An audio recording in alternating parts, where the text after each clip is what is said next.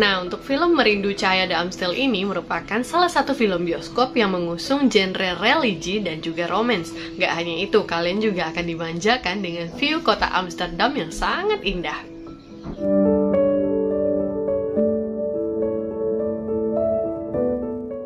Hai guys, welcome back to my YouTube channel. Balik lagi bersama aku, Nia Utami. Oke, di video hari ini aku mau review salah satu film Indonesia terbaru yang tayang di bioskop 20 Januari kemarin. Yap, ini adalah salah satu film yang diangkat dari cerita novel yang berjudul sama, yaitu Merindu Cahaya The Amstel. Nah, buat kalian yang penasaran nih sama jalan ceritanya seperti apa dan juga review aku pribadi tentang film Merindu Cahaya The Amstel, simak terus video ke satu ini. Langsung aja kita bahas film Merindu Cahaya The Amstel.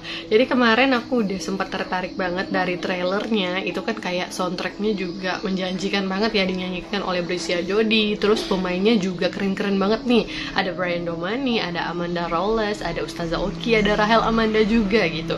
Jadi kayaknya ini udah jelas banget ya, ketika ada Ustazah Oki udah pasti filmnya ini bergenre religi dan juga ada romance-romancenya. Dan pas nonton itu ternyata emang ya lumayan ya menjanjikan gitu kan filmnya, tapi ada plus dan minusnya juga gitu kan dari penilaian aku pribadi. Tapi menurut aku ini adalah salah satu film yang layak banget buat kalian saksikan, apalagi buat kalian yang suka nih sama film yang memiliki genre romance tapi ada unsur religinya juga. Jadi ada pesan moral nih yang bisa kita ambil dari film yang satu ini, seperti itu. Nah, lanjut ya kita bahas untuk sinopsisnya sendiri guys. Jadi ini menceritakan tentang kehidupan seorang Amanda Rolles, ini memerankan sebagai Marianne van Hoven. Jadi sebelumnya dia ini adalah seorang Belanda gitu ya, perempuan.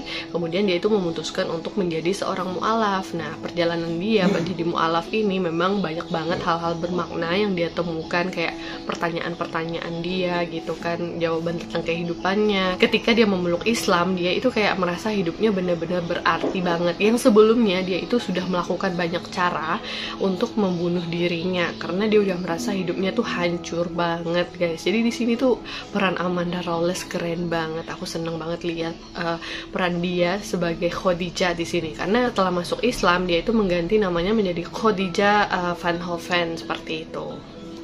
Lanjut lagi untuk peran selanjutnya itu adalah si Brian Domani. Nah, buat kalian para fansnya pasti seneng banget lihat perannya Brian Domani di sini. Dia memerankan sebagai Nico. Nah, dia ini bukan orang Islam ya awalnya. Nah, dia ini adalah seorang jurnalis dan juga fotografer yang ada di kota Amsterdam itu. Kemudian dia tuh nggak sengaja ketemu sama si Amanda Rolles pas lagi motret-motret di jalanan seperti itu.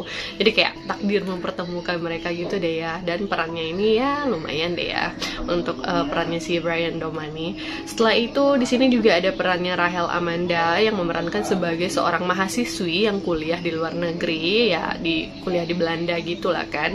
Kemudian dia itu merantau jauh, tapi dia ini orang Islam tapi nggak menggunakan hijab. Jadi si Nico ini dia terjalin hubungan bisa dibilang cinta segitiga kayak gitu ya. Si Nico ini sebagai orang yang non Islam, dia itu memandang mereka berdua, si Rahel Amanda dan juga Amanda Rolles ini adalah dua orang berbeda.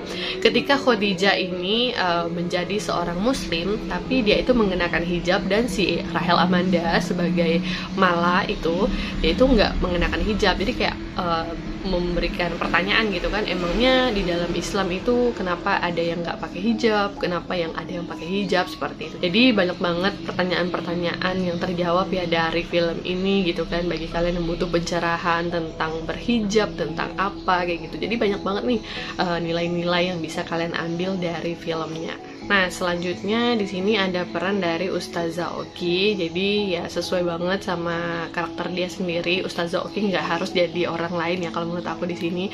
Pas banget porsinya, yaitu sebagai orang yang menyelamatkan Amanda Rolles yang sempat pengen bunuh diri tapi malah diselamatin sama Ustazah Oki, dan akhirnya mereka tinggal bersama dan si Amanda Rolles pun memeluk Islam gitu. Jadi dibantu sama Ustazah Oki nih sambil ada dakwah-dakwahnya juga. Nah, di sini yang aku senengin bagian-bagiannya.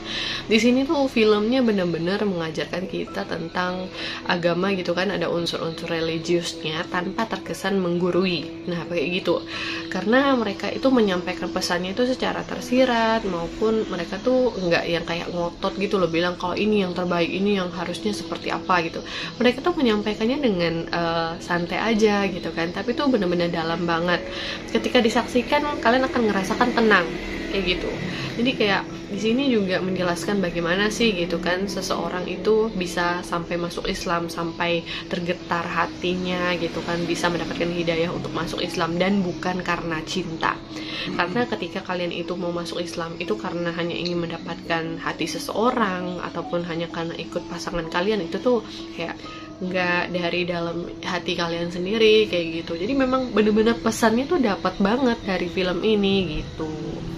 Nah, dari yang aku jelasin tadi udah jelas banget ya, banyak hal-hal positif yang bisa kalian dapetin setelah nontonnya, kayak pesan-pesan tentang agama, tentang sholat, tentang bagaimana kita berhijab, bagaimana menjalani hidup dengan mempercayakan semuanya kepada takdir Allah gitu, bagaimana berprasangka baik.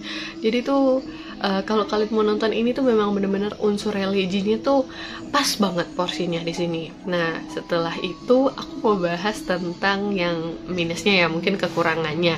Namanya film walaupun udah dapat banyak banget tadi yang positifnya aku jelasin, tapi di sini ada minusnya dikit ya.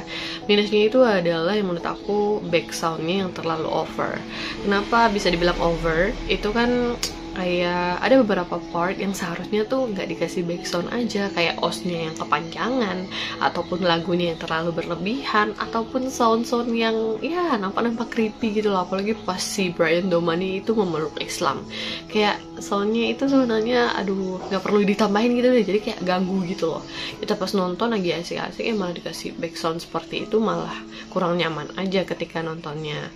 Setelah itu untuk pengambilan kameranya di sini menurut aku udah ngambil aman banget ya, tanpa harus menambahkan hal-hal yang terlalu berlebihan gitu kan. Jadi kayak smooth aja gitu jalannya pengambilan, karena ini kan secara mainnya di luar negeri gitu kan guys.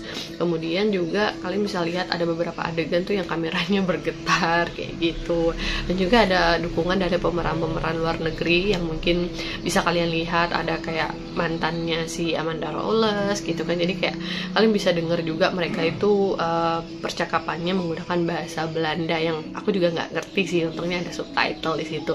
Malah lebih enak dengerin bahasa Inggris deh daripada bahasa yang itu gitu. Tapi Ustazah Oki itu keren juga gitu bahasa Belandanya di sini.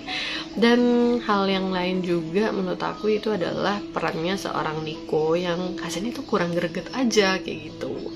Kemudian kalau untuk perannya Amanda Rawless sih nggak usah diragukan lagi ya, dia bener-bener pas banget untuk memerankan seorang Khadijah, seorang mualaf dari Belanda kayak gitu kan. Dan memang sesuai banget, kayak dia ngomong ada cadel-cadelnya gitu, kayak orang bule gitu lah ngomong bahasa Indonesia ya. Kebetulan katanya dia itu adalah mahasiswa yang belajar tentang sastra Indonesia, makanya dia bisa ngomong bahasa Indonesia. Tapi agak-agak kurang nyambung sih ya, kayak ada juga beberapa part yang Ustazah Oki itu berdakwah di dalam sebuah masjid, orang-orang tuh paham dia ngomong pakai bahasa Indonesia gitu guys. Jadi ya agak-agak nggak masuk akal. Setelah itu juga ada beberapa hal yang menurut aku kurang nyambung aja, kurang dijelasin.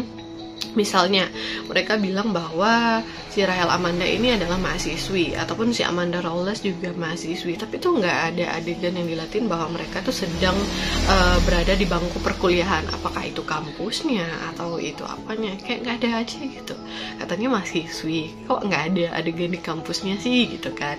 Kemudian juga banyak beberapa part mereka itu ketemuannya di luar itu secara ya katanya sih kebetulan, tapi tuh nggak dijelasin kenapa mereka ini bisa ketemuan. Kenapa sih mereka itu malah bisa janjian kesini, kayak Amsterdam tuh emangnya sekecil itu ya buat kalian ketemuan gitu loh.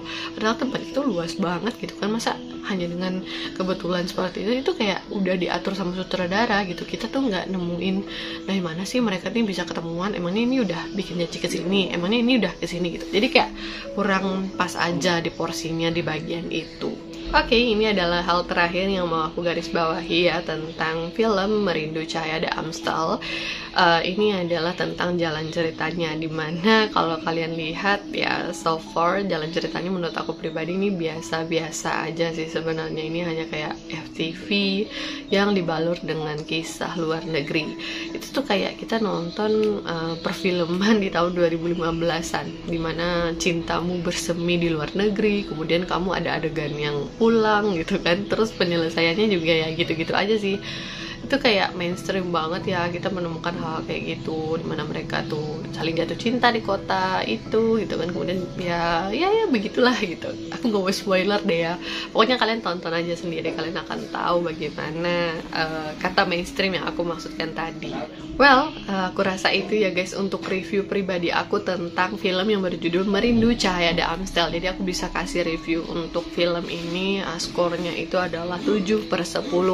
Nah, buat kalian yang pengen nonton, aku bisa rekomendasikan ya, tapi jangan berharap terlalu banyak untuk jalan ceritanya, karena kalian pasti bilang ya begitulah gitu kan.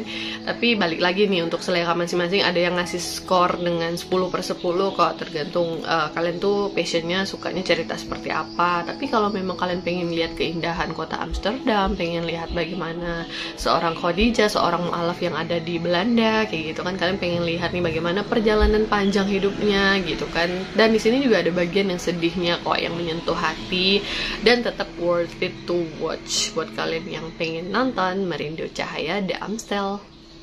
Oke guys, aku rasa itu dulu ya untuk review pribadi aku tentang film Merindu Cahaya de Amstel. Jangan lupa untuk subscribe, like, dan tinggalkan komentar kalian jika kalian sudah menonton film ini ya. See you again on my next video.